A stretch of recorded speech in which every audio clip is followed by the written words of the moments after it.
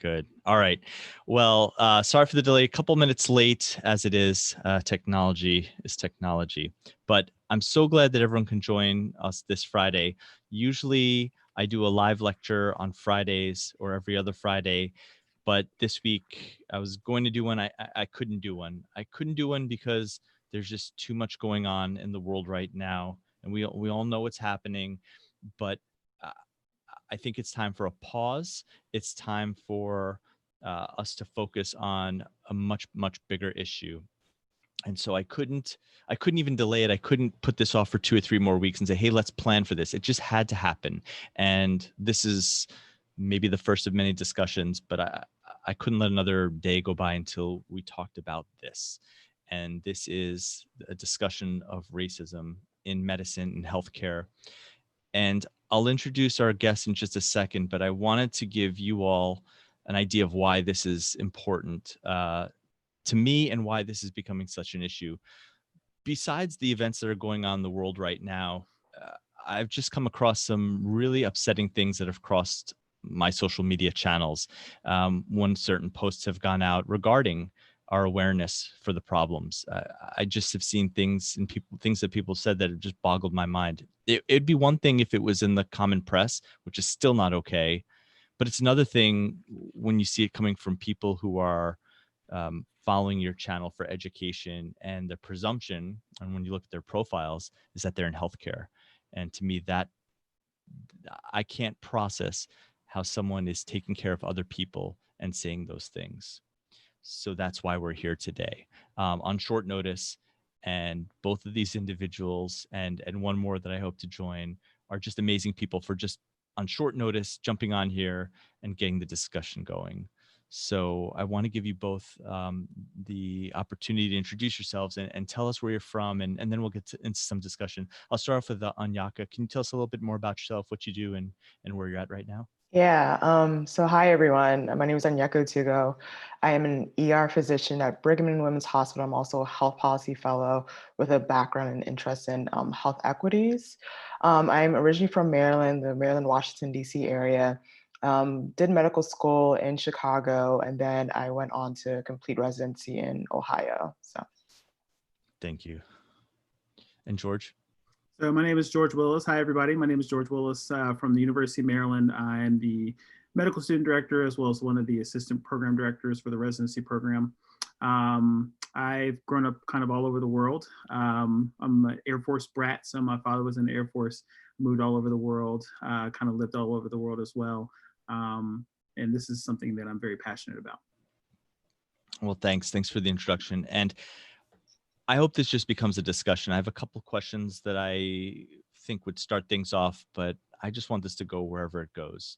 And one of the first things that I want to ask either of you and both of you is, growing up in medicine, I mean, we can maybe just pass over, or maybe not, but pass over all the other stuff till you got to medicine. Tell me what it was like in medicine when you got to medical school and you started your training. Did you notice any perception of racism once you got to medical school? Did presumably the whatever you experienced before, had that gone away and even playing field, or was it much different? Just give me an idea. Just give me some insight into what that looks like. So I guess I'll start. So I went to med school in West Virginia. So my family's from West Virginia. When my dad retired from the Air Force, we moved back to West Virginia, where I was subjected to a lot of racism. The Midwest and Appalachia still has a pretty healthy bit of racism that's present. I left there after high school, went to undergrad, and then came back for medical school and came back to West Virginia.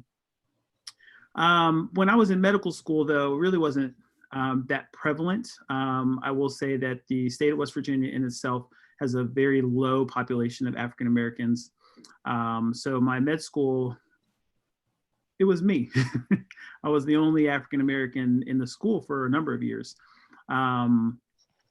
I was elected president, which was I don't want to say it was because I was the African-American in the class, I should make me president. And I thought I was the well qualified for the position, and I ran for it and I was elected. But I was the first African-American president in the history of the medical school, which I was obviously proud of. But it kind of gives a testament into the low numbers in the state. Taking care of patients in the state, though, was where I was subjected to some racism. So there were certain times when I would go into a patient's room and say, hello, I'm the medical student taking care of you. And, oh, no, you can't take care of me. You're Black. And the majority of the time, although my professors were very diligent about saying, well, he's learning, he needs to learn just like every other medical student. So my professors were very good about it. You obviously can't change people's minds in those circumstances. So there were some times where it was meant in a derogatory fashion. There was one time that I told my wife about where I had to admit it wasn't derogatory, but when you look at it differently, I guess you look at it through rose-colored glasses, you kind of see where some people would be offended. But I walked into the Veterans Hospital to take care of a patient on my medicine wards. And I walked in and said I was the medical student. And this gentleman said, oh my gosh, I've never been taken care of by a color doctor before. Now, he didn't mean color to be derogatory or anything like that. He had explained later after we had a discussion about it that he has never seen an African-American before in his life. That area of West Virginia where he's from, he had never seen one in person. And so that was what he was used to calling it. He was an older gentleman. That's what was bred into him. And that kind of gets into the meat, I hope we'll talk about in this discussion, about the fact that racism is not, you're not born with it, you are taught it. And that's unfortunately what he was taught to call African-Americans. And so he apologized once I explained to him that that was a little bit of a derogatory term. And he said, I didn't mean any disrespect. That's just what I was taught to call African-Americans. I am definitely happy with you taking care of me. And he let me take care of him.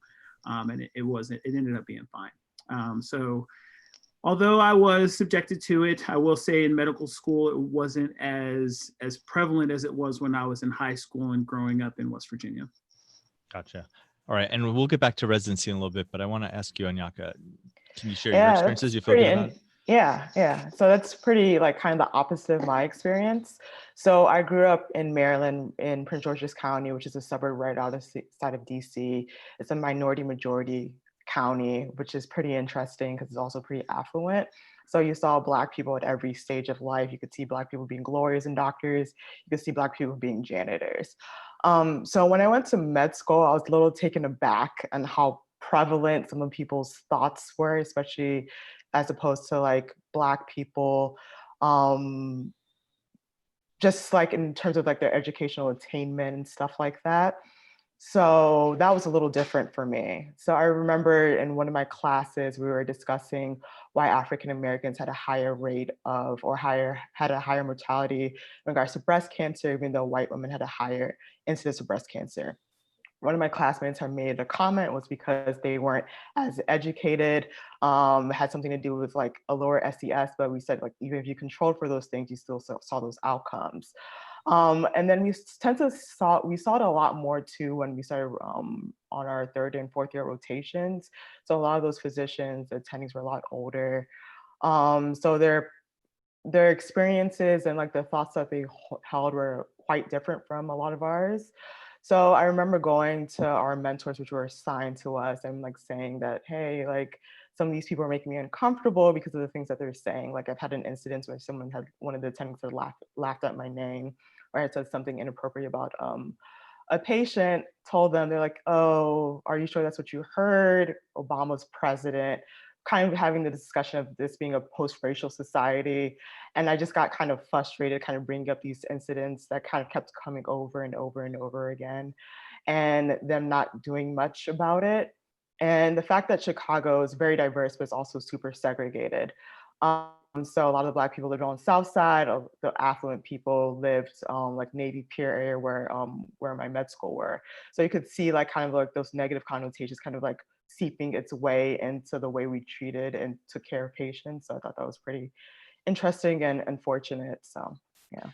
So in George's case, his landscape in medical school was he was the only African American Hmm. person, and he was in a part of the world where he was severely the minority, right? It was just white, if I'm hearing you right, George. Yep.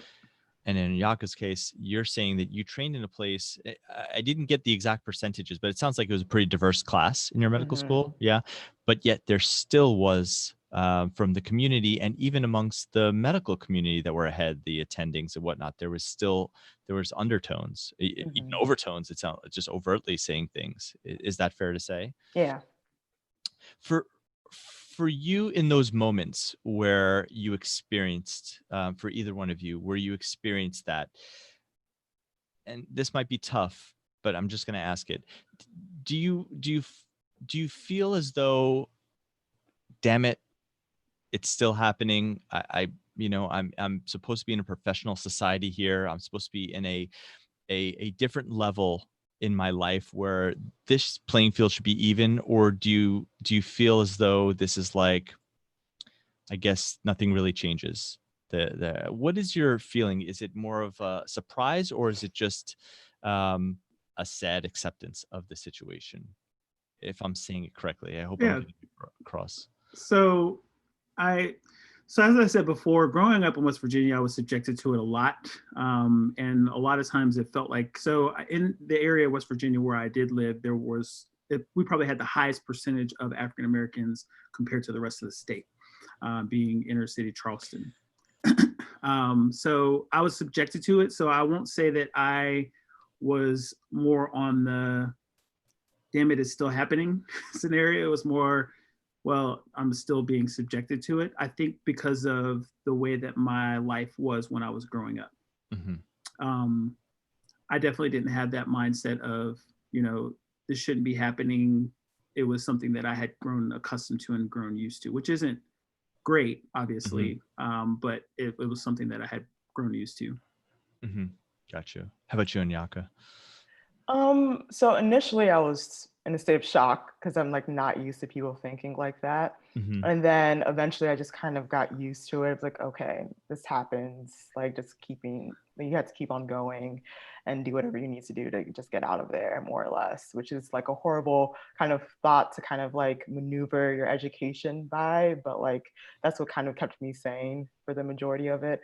Because there's so many incidents like that occurred, and you can't keep like harboring on them, or you will definitely just be miserable your entire time. So yeah. Do you feel as though in either of the situations that you're in that there was a voice to turn to or someone you could turn to just to confide in and say, why is this happening, or what can I do? Did you feel as though there was a presence in the academic institution or a close mentor that you could turn to and seek guidance in that? Because that it sounds like a horrible feeling to just accept that that's how it is.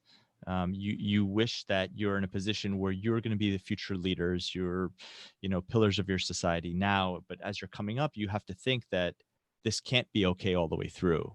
There's going to be a point that you have to, incite change. So were there people like that that you could turn to, or did you just think, if I get through this, I will become that person. I will be the change.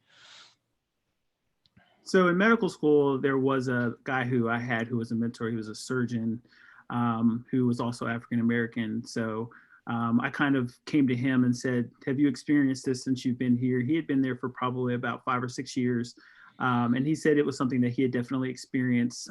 He had tried to, for the most part, initially just kind of let it roll off your back and just kind of take it, but then he started taking a stand. And he said he's obviously had multiple conversations with some administrators. He's had some conversations with other faculty and so on and so forth to kind of increase awareness, which I think was great. Obviously, again, you can't change every patient, but since it was coming from the patient's perspective, and our job in medicine, which is what makes medicine so great, is that we treat patients, especially in the emergency department, of all creeds, religions, races, and so on and so forth. And so as I started to embrace that, I started recognizing some places where I could speak out and voice those same kind of things to help incite change, or at least try to. Gotcha. And how about you, Oneyka? Yeah, it kind of depends. Like the people that you are expecting to change the system, they had to have some sort of power. And most of the people that I was going to or I was told to go to, they were afraid of rocking the system because they're also Mm, trying to climb that academic ladder. And to me, for them, like they didn't really gain anything by helping me. So you kind of have to take it at a case by case, and it also depends on the institution and how willing they are to make changes, make steps forward, or whether they actually think that they have a problem to begin with. So yeah. gotcha. Let me introduce Alex, who is, I literally haven't laid eyes on Alex since 2003, but 2003, yeah, 2003. And was just one of my dearest friends in medical school. And we can go on talking about me and Alex for days, but I already talked you up a little bit, Alex. Alex Hyppolite, where are you at right now? I'm practicing in Brooklyn. I'm doing pediatric urgent care and pediatric emergency medicine. Mhm. So I'm at PM Pediatrics in Brooklyn in the Cobble Hill office, and I also cross the bridge and go into Jersey and work at Hackensack University Medical Center. Awesome. Well, thank you for being on. And I've already told you this, and I've told others that your stories on Facebook that I've been reading recently struck a deep chord, and also some of the conversations that we had in medical school that I used to remember. But we got to know each other really well. So I just had to have you on to help to explore those things. And we already talked about a couple issues. We won't backtrack. We'll just keep moving forward. And the next thing I want to talk about is, or actually, let me ask you this, because I know your story, and what George and Oneyka were telling us is what their story was about. The question I originally asked was, wherever you grew up, whatever you felt around your community and the things that you felt when you got to medical school, the thing I was asking was, did you feel like you got past that to a place where now you would be not treated however you were treated, where things would be different, where you'd expect a certain professional attitude all across the board? Did you experience that? And if you didn't, what were the things that you did? Did you seek mentorship? Did you say, F this, this is going to be the thing that I change when I get to the point where I'm in a position of power? Can you give us some insight into that? Okay, well, that's a lot. That's All just right, let me see. 5 seconds or so, Alex. Off the top of your head. Well, I was a different person when I was in my early 20s than I am now. So at that point, you're just trying to achieve your goals, and so I don't think at that point I was interested in rocking the boat.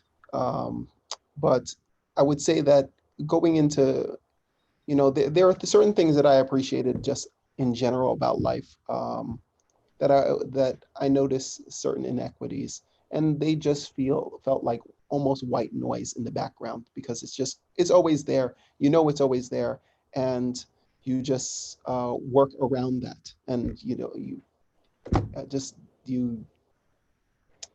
it's not to say make excuses, because it actually is a legitimate excuse, but it is what it is, and so these are the cards that you're dealt, and so therefore you still have to try to play to win.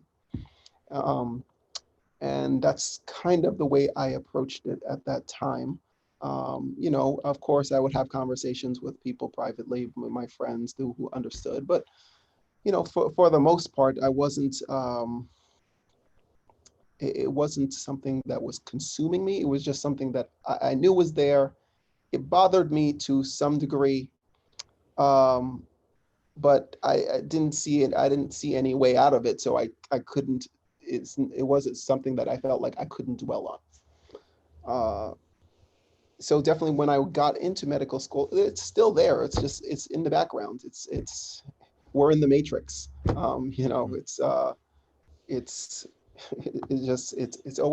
always around. It's been around from early childhood all the way through. I felt it. Yes, people you've accomplished some things, and so people have a little bit like more respect for you, but still there's this dismissive attitude sometimes that can happen. Oh, did you get into school because you got into a really good school? Is that because you were diversity? What a lot of things like that will happen, and you just you just deal with it as it comes. See, now this is the one thing I think that well, let me ask you this, because Alex and I went to the same medical school, and I knew Alex all throughout medical school. I can say that our medical school class was very diverse in terms of ethnicity. I mean, as maybe not perfectly in terms of numbers, but I felt as though looking around the room, I felt like I grew up in New York City. Everyone was, same creed, same different nationalities, some people first generation, and also looking around the room, there were different ages. I felt like it was a very diverse class.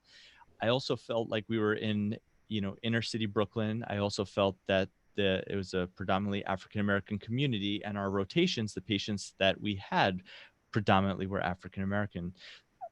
I didn't feel or get the sense that the faculty or the patients or anyone, I didn't feel any racism there. That's me saying this with who I am. But I want to ask Alex, if you're cool talking about it, even in that setting of predominantly African-American patients in a medical school that prides itself on being multicultural and diverse, which I think they really tried to be, did you feel the same amount of racism or the undertones, the noise that you had felt in previous places that you had been before? Well, okay, so it is a kind of a self-selecting group, the type of people who would work at an inner city hospital, doing those things. So yes, and it's New York, it's slightly more liberal and whatever, but liberal people are racist too. That's what people don't realize, is that it's not this in your face, hey you, racism that happens. It's just you grew up certain ways, and it when somebody points out something that's like clear cut, they'll say, oh, that's not right, that but it's the smaller things, and it's the insidious stuff that isn't seen, and that's what I still always continued to feel there. No, I didn't think that any of the faculty members were outright racist. I'm sure they were, uh, fine people, but it's this thing where people don't realize what's affecting them, how their experiences have truly affected them, because it's not something they have to think about. So you don't think about things unless you have to think about things, and that's why Black people bringing this up is because you always forced to think about it. So it's It's this term that, this is something that I've only become aware of, and I think it's a relatively newer term, but, people say, well, I'm not racist, or this time, it's not just enough to say that you're not a racist. Now you actually have to be anti-racism, right? Is that fair to say that maybe the difference between the people that you're talking about, and I'll turn it over to you guys as well, but maybe it's just not enough to be like, well, I'm okay with everything, but is it important for people to say, I identify that there are these things, and I'm actively looking in myself and actively looking as part of the system that I'm in to try and to stamp out some of these other things, these subtle things that you're talking about, these intangibles? What do you think, George? So one of the things that I've learned about significantly, so with especially this most recent stuff that's been going on in the world, is that there's a lot of people who, I don't want to say, because I've experienced this a large part of my life. I've had a lot of people who have come to me and said, well, I can't be racist because I have Black friends. And it's actually infuriating to say that because you can't absolutely be racist and still have Black friends. I have grown up my whole life where I've dated a variety of women and had parents tell me that I wasn't allowed to date their daughter because I was Black, but then say I'm not racist because I have Black friends. And it's one of the biggest excuses to use, but it's not really valid at all. The fact that you treat someone different than other races is what makes people racist. It doesn't mean that you're the person who's out, you know, wearing a KKK mask or stringing people up by a noose. That doesn't mean, or calling people the N-word. It doesn't mean necessarily that you're that bad of a racist. But this term anti-racist is a little strange as well, because people are now saying, well, I've identified that I have privilege, and I've identified that I have something in myself that's telling me that I have an implicit bias against African Americans for whatever reason, not because I'm outwardly trying to be racist, but just I have an implicit bias to think about them a certain way, that now I need to identify myself as anti-racist so that people will automatically say, well, you're good, you're fine. There's nothing wrong with you. So you're with my people. And I do have a big problem with that. I think that for the most part, you know, most African Americans are not necessarily looking for heroes. We're not looking for someone to come along and say, hey, there's this problem and I'm here to save the day. It's about identifying to yourself that there is a problem and that problem needs to be addressed. And we're not looking to say that we're better than everybody else, you know, and that's what's kind of infuriating about this whole all lives matters or blue lives matter. We're not saying with Black Lives Matters that, you know, we matter more than everybody else. That's not what we're saying. What we're saying is that we want to be treated the same as everybody else does, you know. So this anti-racist term is a little kind of dichotomous for me. I'm trying to, you know, sometimes I think it makes sense, and sometimes I'm like, no, that's not really what we're looking for. Right. How about you, Oneyka? What do you think? Yeah, that kind of reminded me of this book I just finished reading not too long ago. It's called White Fragility by Robin DiAngelo, where she talks about the good-bad binary. And the reason why people are so uncomfortable with being called a racist is because that makes them think that they're a bad person. Mm-hmm. Or I can't be a racist because I vote Democrat or I'm liberal, right. Yep. Or I'm international and we don't have this issue with race, even though racism is a global issue. So kind of people stepping back and kind of realizing like, hey, I could be a good person, but then still say something that's problematic or can be deemed racist is the only way that people can like grow and move forward. Mm-hmm. So I think it's just like kind of taking those baby steps initially. So yeah. I see. Well, then what do we do? Because I think people look for labels to categorize themselves or other people into a box. It's, on one hand, you could say we should never do that, but on the other hand, there are plenty of people who say that's part of our hardwiring as people, that you need to put all the data that you're interpreting at any given moment to a box and know who that person is or know who you are as a person.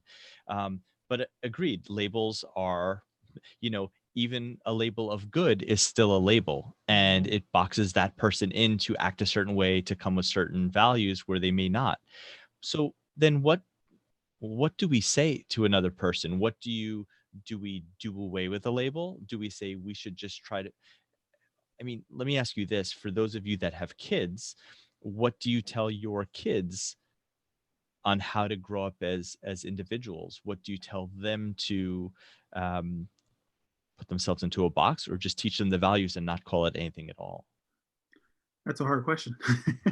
So I have 4 kids. And there's been 2 conversations that we've had since this whole process has really come into play. The first one, which was the most uncomfortable conversation, is the how to act conversation, which is, it's shameful that we have to have that conversation, but at the same time, we as parents just want our kids to be safe. And so we tell them, take your hood off, or, you know, when you go outside, if a police officer says something to you, get down on the ground and respectfully almost submit, which is troubling to talk about. You know, most of the time I can, you know, I'm sure that my kids are, I have 2 boys who are the older of the 4, and I'm sure they rabble rouse around with everybody else and act up. But, you know, if they get pulled over by the police or get stopped by the police, I tell them, you know, even if you're doing nothing wrong, stop doing what you're doing and just essentially listen to what the police officer is saying. And oftentimes, if there's a problem, we will deal with it as your parents. That's our job. So it's not your job to be a hero. The second conversation, which I think is the more important conversation, and I'm hoping that everybody is having with their kids, regardless of race, is to look at everybody the same. Everybody is the same. So as an emergency physician, I treat patients the same regardless of how they come in. We get assholes who come in all the time, and people who curse and cuss up a storm and all of that. And I don't treat them any different than I do the 97-year-old grandmother. I might talk to her differently, but I'm still going to treat her with the best care that I could possibly imagine. If people treated everybody the same, we wouldn't have this problem. This would not be an issue. We would not have a Black Lives Matters movement. The arguments that I get in with people about Black Lives Matters is that people are like, we shouldn't be martyring these people. These people shouldn't be martyrs and whatever. And the thing that's frustrating is that these people who have been arrested and who have been killed, if they got their day in court, there would be no Black Lives Matters. This issue would not be an issue. If they were arrested and had their day in court and they were found to be guilty and they went to jail, they committed a crime, they go to jail. But the problem is that we're not treated the same. We're not treated equally under the eyes of justice. The things that are put in place to keep us safe, to protect us, we're not seeing that equality. And that's where Black Lives Matters really kind of rose. Mm-hmm. So as long as our kids are trained, because this is where racism starts. Racism starts in the home. Your parents are teaching people, or Black people or Asians or Jewish people, those people are bad for whatever reason. So if you teach your kids that, they're going to grow up thinking that. So teach your kids that everybody is the same. Everybody should be treated equally, and racism will go away. I mean, it will. I wholeheartedly believe that. How about you? Either Alex or Oneyka. I don't believe it's going to go away, but because of the hard wiring you mentioned, I feel as though people, if it's not one thing, it's another thing. If everybody was the same color, then we'd be like, hey, you have brown eyes, you're the worst. People just like to categorize people so that they can define themselves. Mm-hmm. And unfortunately, everyone's living their own life, has their own problems, and I always say individually, a person is good. As a group, we're terrible. We're just no good as a group. I always say to my wife that I was like, people are the worst. And she's like, oh, well, so-and-so's good. I was like, no. So-and-so's great. But people, yes, we're just the worst. So it's just, I don't know, it's a societal structure or how or hard, that's above my level of thinking, but it's what I see is that we should continue to strive to make things better, obviously, and get that equity. And we're making, headway. It's a slow wake, but we're making headway, and but for the most part, I don't think it always takes these seminal events for there to be any change. Like I see when Barack Obama was elected president, I would say 3 years before that, actually even 2 years before that, I thought there's no way I'm going to see a Black president in my lifetime. And then something like that happens, and then I'm like, oh, there's a whole sea change that happens afterwards. Unfortunately, those dominoes fell in an unexpected way afterwards, but well, that's a different conversation. Yeah, or part of the same conversation, honestly. I mean, I want to hear from Oneyka, and then I'll just insert in. Yeah, so I kind of take issue with this equality thing because we're not all starting from the same playing field. If we were, then I could advocate for equality. Like if I have a patient that came in they had a kidney stone, and they had like proper follow-up that's different than the patient that I had is homeless. Absolutely. Most likely I'm going to admit the homeless person.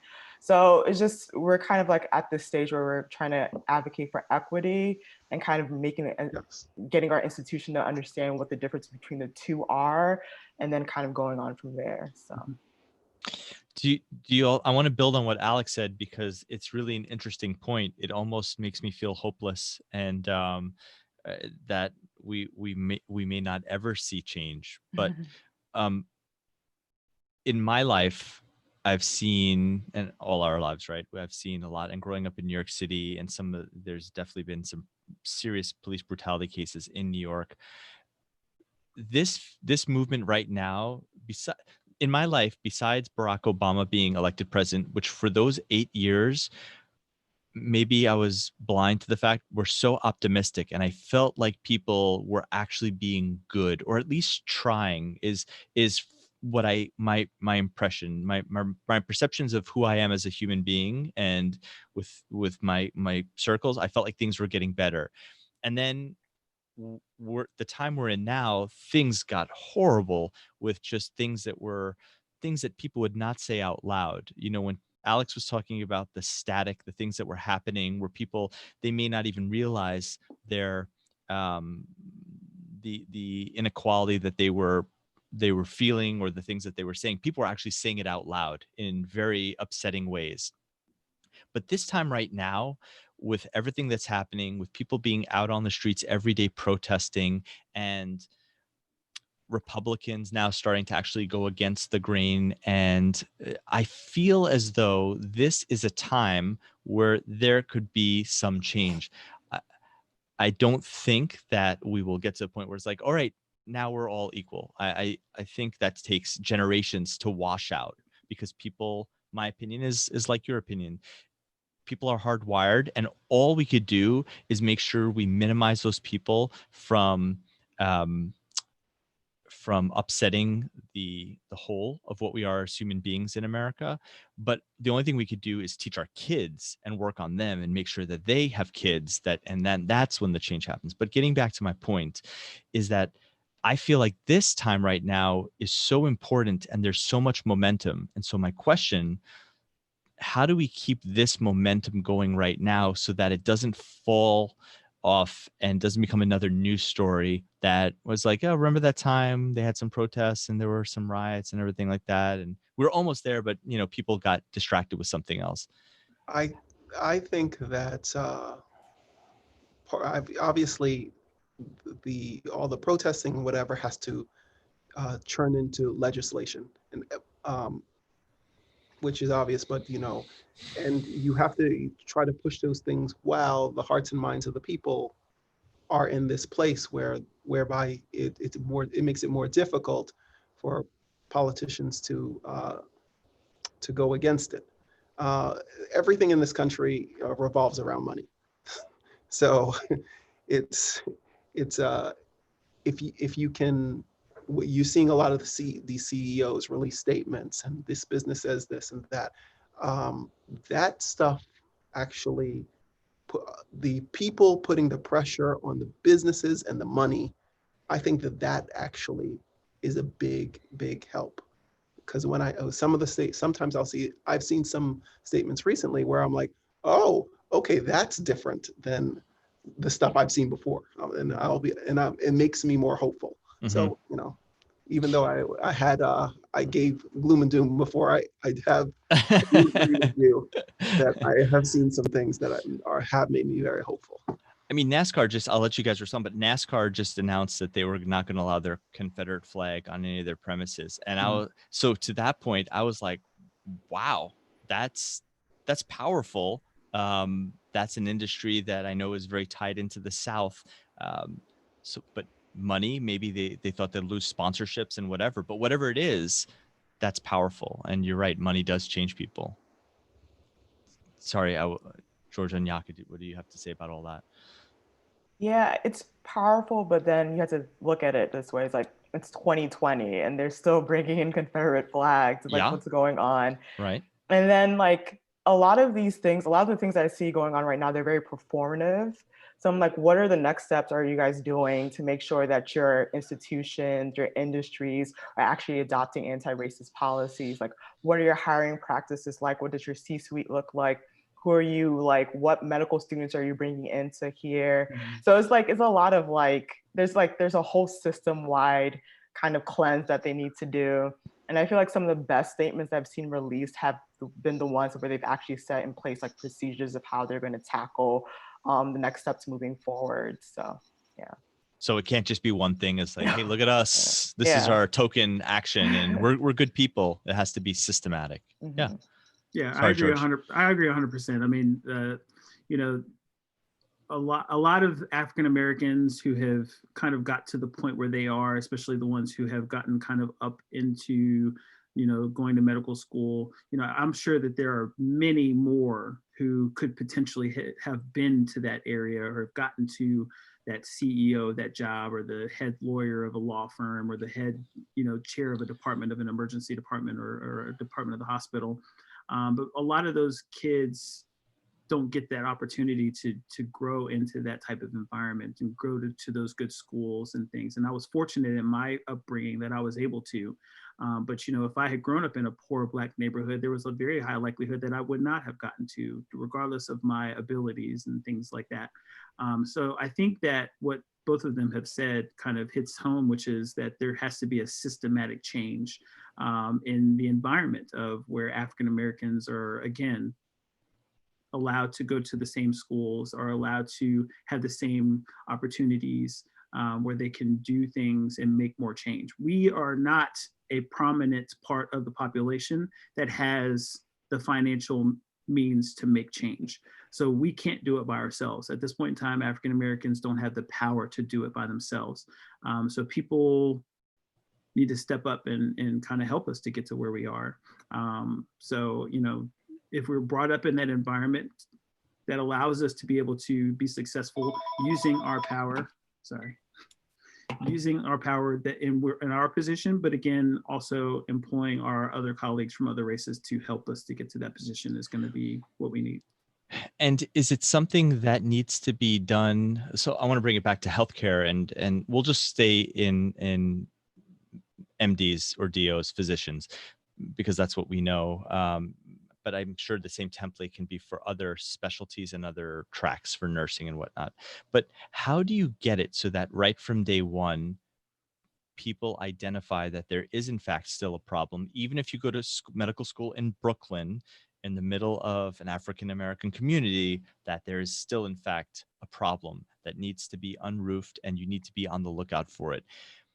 I'm asking you guys to redesign medical curriculum right now and just do it all over again. But seriously, if I'm sure you've thought about it, like what you would do if you were running a medical school, but those ideas go into the minds of people who are in college right now listening to this, or in medical school listening to this, when they become the administrators.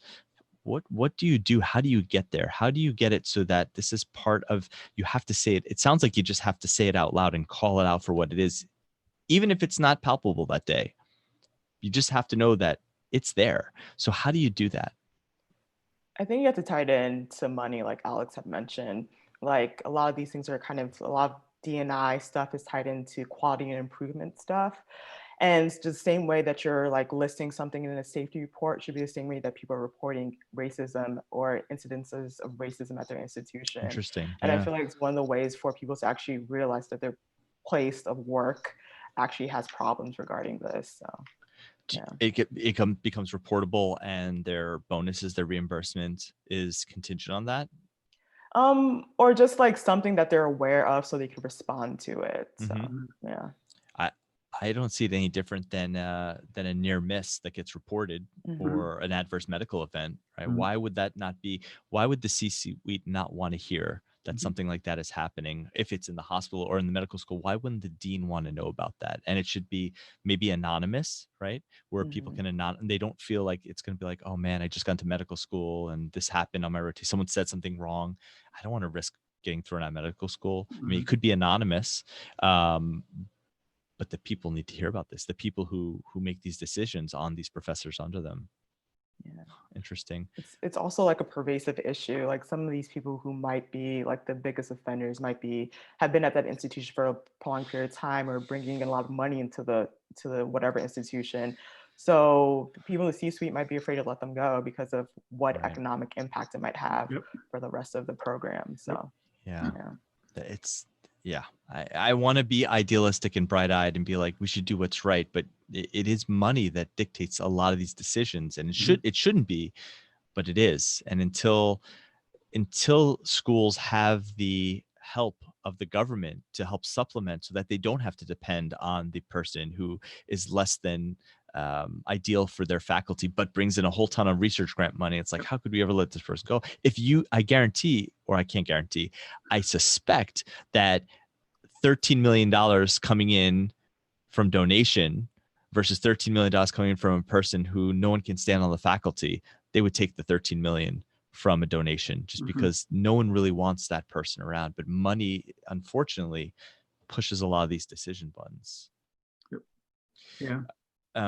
George, did you want to add anything else? Like, what would you do? Well, it's hard to kind of drive curriculum in that direction. Some people think medical school right now is too short already.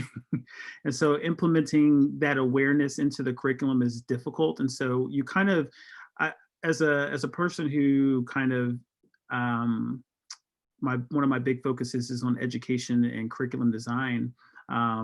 You would almost have to do it longitudinally, because if you have like a 2-week seminar session on racism and implicit bias, people are going to forget that stuff by the time that they get done, and you can bring it up and remind them of it again. But inevitably, people who have never been aware of it, or people who have never experienced it, are not going to be aware of it until it actually rears its ugly head. And so I think one of the most important things that I've kind of taught to our residents as well as medical students is to take an implicit bias awareness. Maybe so there's Harvard has an implicit bias test that you can take to kind of see where your implicit biases are. But that awareness, I think, is probably the most important thing. People are oftentimes not aware that they have implicit bias, and so I think that's a start. But again, it's something that has to be taught longitudinally. See. Go ahead. I'm sorry. Okay. Let me switch gears a little bit. One of the things that had been coming up on social media, and I'm really curious to get your honest responses here. And don't worry, you're not going to offend me, or if you offend people on here, that's okay. These are hard discussions that we need to have. Do you feel as though there's some people on these platforms who have refused to talk about the issues at hand because they feel as though they're medical educators, that it's not their place to say? They're worried about maybe losing some credence with their followers. They feel they may lose followers. What do you say generally to people like that who refuse to say anything about it because it's just easier not to? It's easier just to say nothing and say, well, I'm just a medical account, or we can talk about an entertainment influencer or whatever. But people who don't say anything, are they as guilty not saying anything, or are they not guilty but should be saying more, or does it really not matter, even worth bringing up? Oh, no one wants to answer that first. I feel like people are complicit in their silence. So if they don't say anything, it's just as bad as if they did say something that was racist, in my opinion. Because I know people are afraid of how they may be perceived, but if you're really on the right side of this, you should not hesitate to say something, in my opinion, especially if you have the power to do so, you have the platform to do so as well. So What do you gentlemen think? I agree with that statement. I think that generally speaking, we hear a lot of, oh, I can't believe this is going on in 2020. I didn't know what was happening. And that's because of the silence. So, if you don't do things to actively speak up, then yeah, you're complicit in it. Mhm. I agree. I mean, it is a difficult conversation to have, and certainly you're putting yourself at risk. Certainly, there are going to be some people who are very strongly opinionated the other way.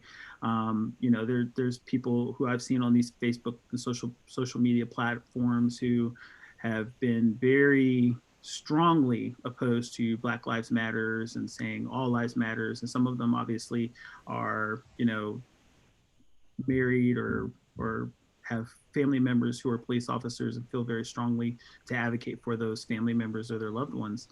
But the people who are quiet and the people who are silent, they're actually not helping anybody, and in not saying anything and not being vocal about it, they're actually a little bit worse in some circumstances because they're avoiding the question, they're avoiding the issue. They're just trying to sweep it under the rug like it's not there. And so again, when we fight by ourselves as African Americans, it's hard for us who don't have power to make a change and make a difference. And so we need colleagues to step up and use their platform to help us voice our opinion. Let me ask you this, because there's certainly some people listening or will be listening because this is recorded, who say, I'm with you all. I agree with this. I have 4 followers on Twitter, so I don't have a platform. What do I do today to start bringing awareness to this? And I mean practical stuff, because I hear all the time, it's like, well, you need to vote. And yes, absolutely, we need to vote. And this election is arguably one of the most important elections of my life and all of yours. But what do you practically tell people on a day-to-day basis to incite change and to move the needle forward, to build on this momentum that we have now? Just what could you say to someone who's listening now to do that? What practical things can they do?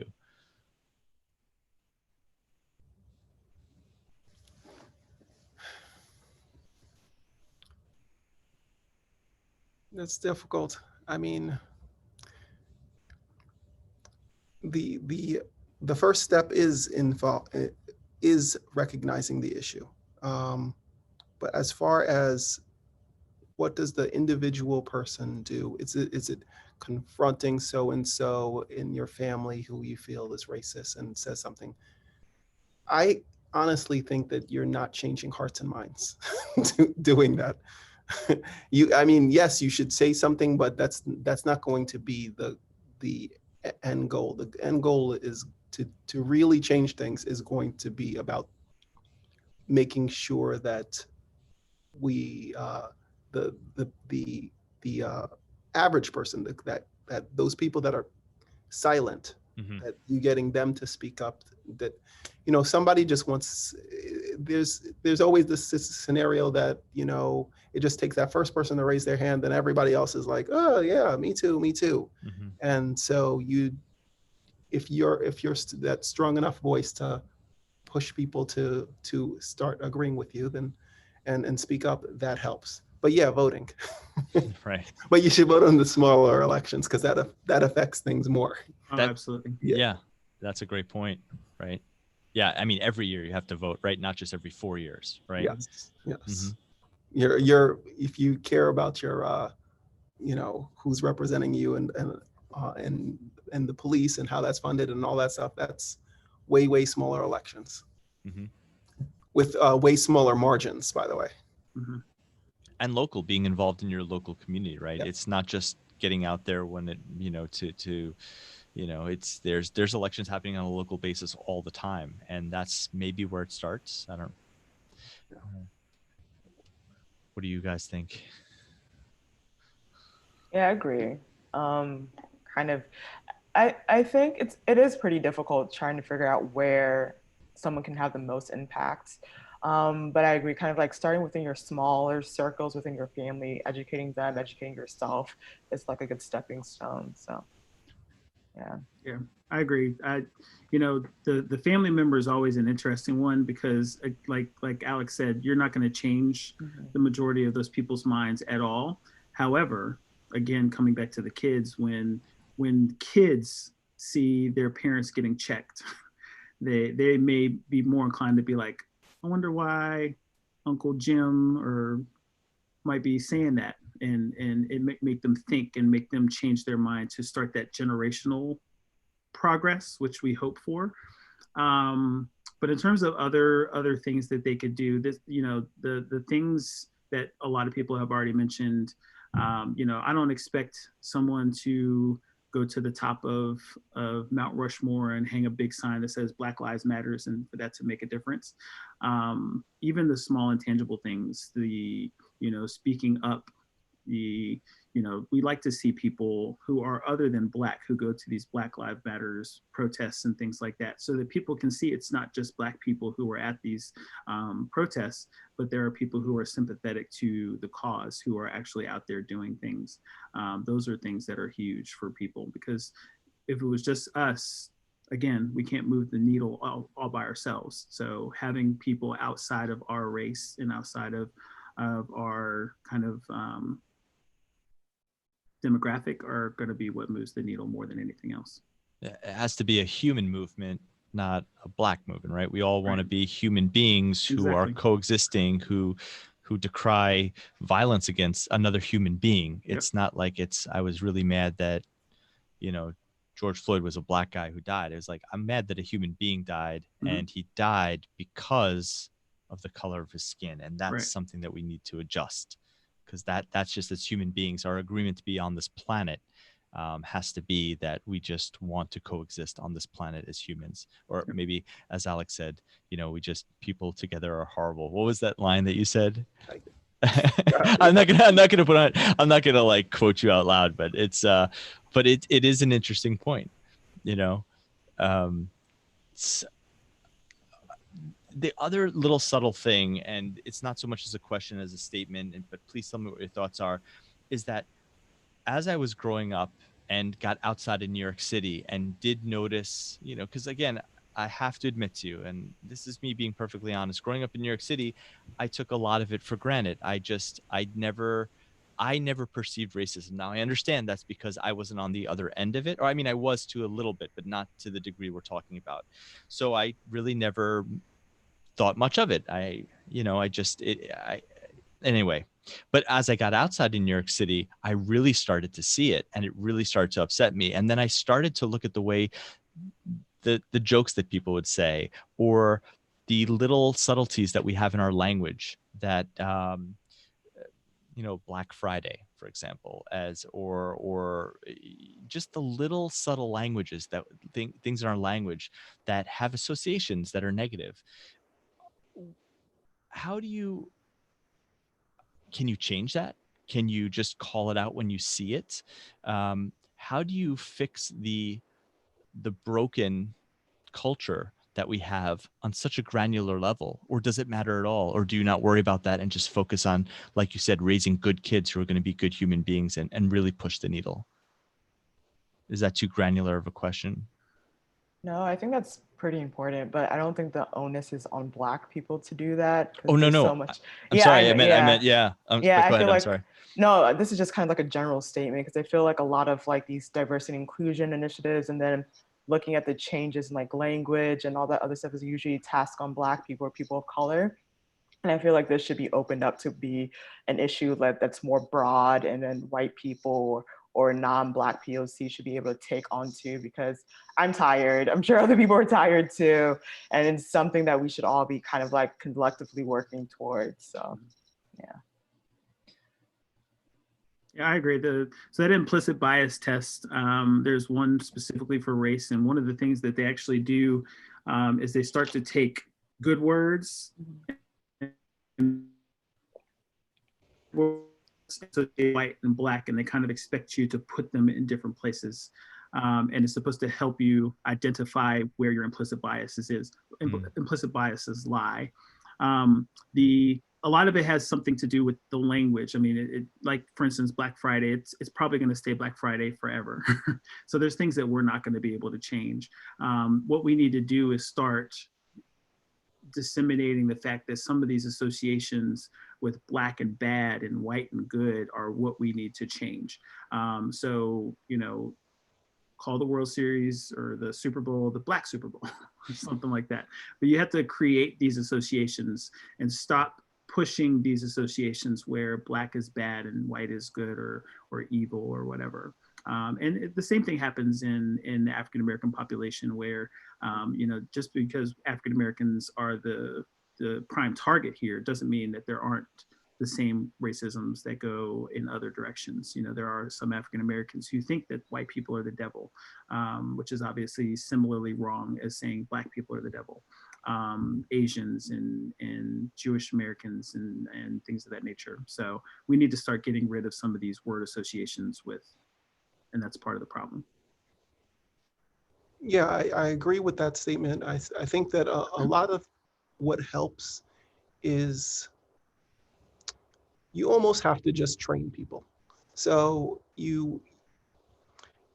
if you don't, one of the things that people say is like, oh, I didn't know that this was going on. I didn't know that people feel that this way, because they're not having that exposure. So, and that's, in some ways it's actually good, because, but obviously they're ignoring the greater problem.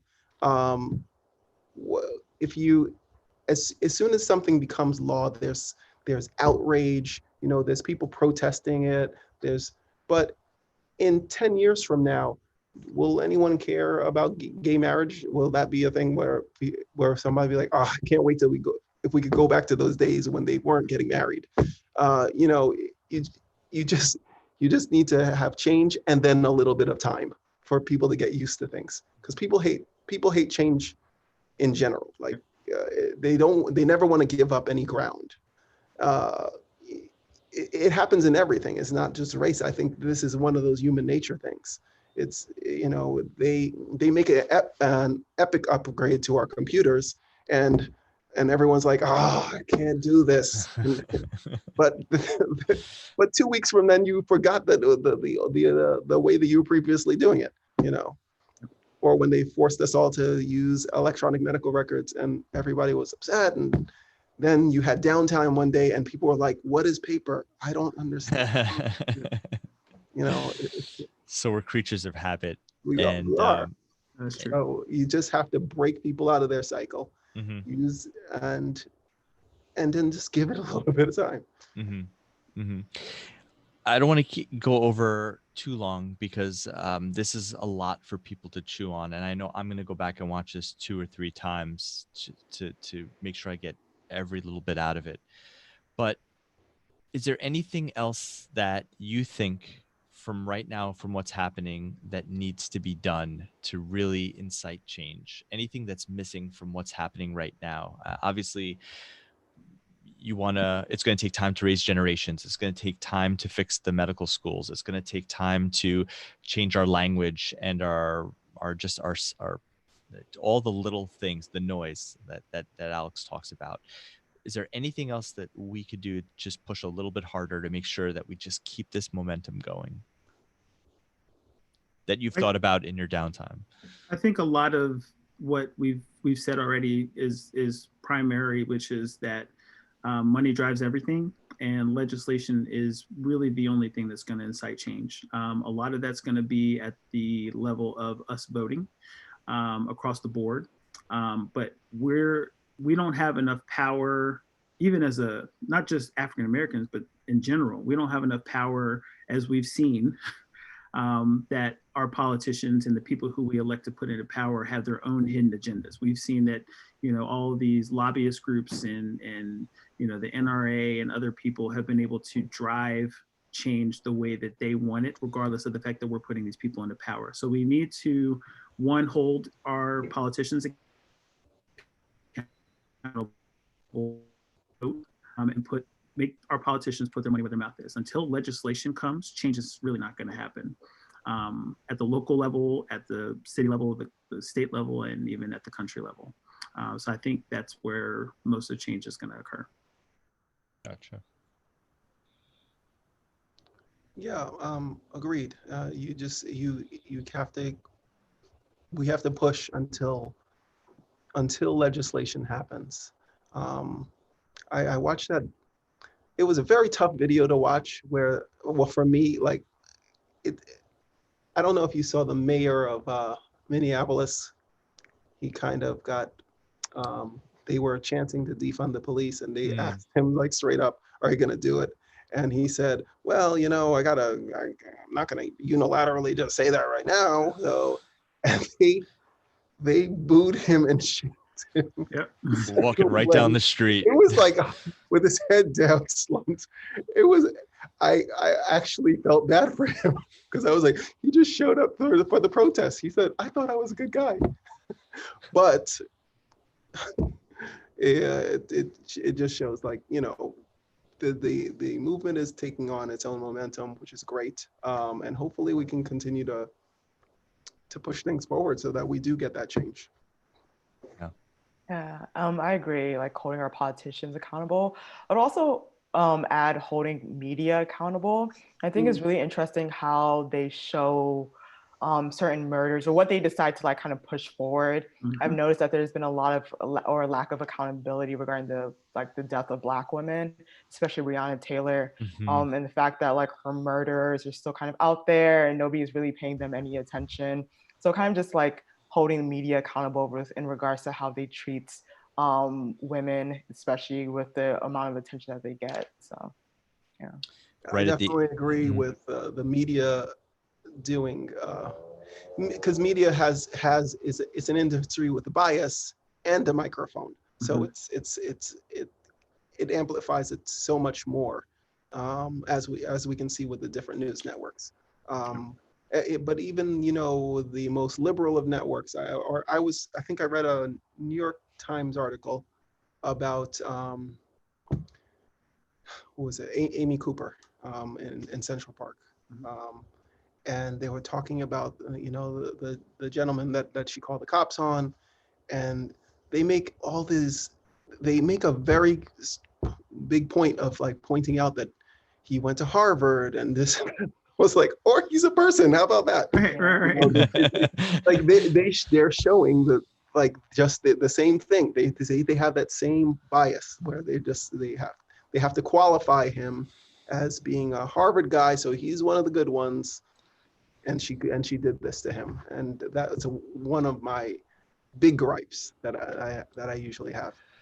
I agree with you. It happens all the time, even in the other direction. People, you get African American who gets something bad that happens to him, and then they dig into their past and say, "Oh, well, he had this happen to him, or he went to jail, and this happened to him, or he went to jail," and But the fact is that he died unjustly. So, why does his past matter? And in the same token, the fact that he was a Harvard graduate, why does that matter? He was a human being who you called the police on. Exactly. Yeah. So it's really tough because you think that even some of the liberal news channels, right? It's like you're not going to watch the other channels, you watch liberal channels, but they're still affected by money, and they play up the stories and they make it sound good, even though it's to an end game that's working out better for people.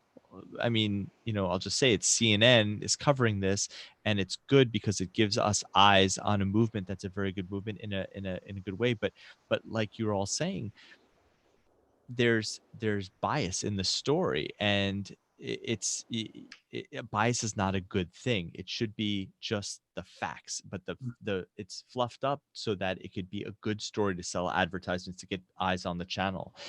And it raises the question of, where do you get honest news nowadays? Where do you get something that's so unbiased? And people, say NPR, and yes, that's good too. But then you start to wonder how much of NPR is biased, or the people that report those news, how are they biased, and how they're telling, even just the way they tell a story. I don't have the answers, and I'm not leading to any point. All I know is that it's just very important to consume as much as you can, read different sources, and you hope that somewhere where all the circles line up, there's some truth in it, and that you just take your own truths and move forward. That's the only way. It's unfortunate that there's no money just has ingrained into everything, and affects everything that you're hearing and everything that you're seeing. Yeah, part of why this movement happened is because of the videotape. So Mhm. there's no news report. Everybody saw with their eyes what happened, and Yeah. they could not deny it. Mhm. Like, doesn't matter what your They ethnicity tried, was, though. doesn't matter your politics. People have tried, right? They've People tried, tried. but it's really, really hard to look at that video and say, yeah, he was at fault. You. Yeah. And unfortunately, that's always been the case. The civil rights movement got a lot of steam because they were like, oh my gosh, they had the pictures of the people having the hoses turned on them and dogs attacking them. And that's part of why why it was semi-successful. Mhm. You know, Ray Rice in the NFL punched his wife in the face and knocked her out. We knew this. The NFL suspended him 2 games, I think. And then we saw the videotape. No facts changed. And we were like, okay, he's out. Yep. And that's just the way it goes. So, it's unfortunate. Like, people can't deny what they see with their eyes and minimize it as much. So that part of it is more helpful. Not so much the talking. And, unfortunately, that's just the way it is. It's maybe the only way we're going to get change is just to have people on the streets, eyes everywhere. I don't want to live in that society. I know we don't, right? It's Big Brother, and there's all the challenges that come with that. But as you said, if there wasn't, I hate to say it, but this is in my heart. If there wasn't that videotape there would have been some excuse for how that man died, and it might not have been the fact that. Oh, he definitely would have been. There would have been another reason. Fine. They would have been fine. I mean, Yeah, Freddie Gray in Baltimore, which I was there and George was there during that time, there was no videotape, but it was very clear, even though there was no video of what happened, and still there were so many different interpretations of how this man could have broken his cervical spine in the back of a police van. I think just holding people accountable and, I don't want to live in that society, but that might be the only way, is just to uncover the unjust and let people decide for themselves. Any last thoughts? Any last words? I'm sorry, I didn't mean Alex to cut you off if you were saying something. No, it was good. It's really nice to have met you, Oneyka, and you're so wise, and I really appreciate everything that you've said. Thank you for being on. George and Alex, I've known you both for a long time, and I've also had the privilege to have really deep, meaningful conversations on top of our usual day-to-day stuff that we would talk about. But it's really nice to have known you as human beings and know you as human beings and hear your stories. And I'm so glad that you came on today to share your perspectives.